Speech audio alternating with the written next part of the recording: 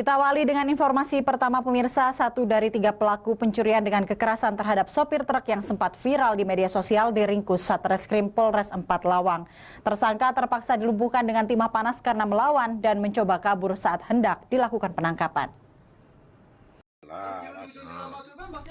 Aksi curas yang dilakukan ketiga pelaku yang terjadi pada 8 November 2022 lalu sekitar pukul 2 dini hari terekam kamera pengawas atau CCTV milik warga. Terlihat dalam video kamera pengawas saat sebuah mobil truk yang bermuatan buah pepaya melintas di TKP Desa Fajar Menang, Kecamatan Muara Pinang, 4 Lawang, dicegat dan diberhentikan 3 orang yang mengendarai sepeda motor. Dengan menggunakan celurit, pelaku mengancam korban agar menyerahkan uang yang dibawanya. Sempat terjadi tarik-menarik antara korban dan pelaku yang berusaha mengambil tas milik korban.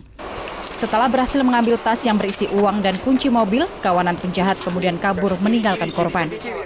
Korban Susi Nurdianto, sopir truk warga desa Cangkring, Kelurahan Wadas Lintang, Wonosobo, Jawa Timur, kehilangan uang sebesar 11 juta rupiah berikut kunci mobil yang dibawa kabur pelaku. Berbekal rekaman kamera pengawas CCTV ini, 1 dari 3 pelaku berhasil diamankan Satreskrim Polres 4 Lawang. Tersangka Wiranto alias Acit terpaksa dilumpuhkan dengan timah panas di bagian kaki kanannya karena melawan dan mencoba kabur saat akan ditangkap. Pelaku sendiri sesuai dengan keterangan dari yang tertangkap dan maupun dari CCTV ada 3 orang. Sedangkan pelaku ini sendiri berperan untuk mengamankan kunci kontak mobil. Dia merebut kunci kontak, kemudian mengambil tas yang berisikan uang kurang lebih 11 juta. Polisi masih memburu 2 tersangka lainnya yang identitasnya sudah diketahui. Tersangka dikenakan pasal 365 KUHP, terancam hukuman 12 tahun penjara.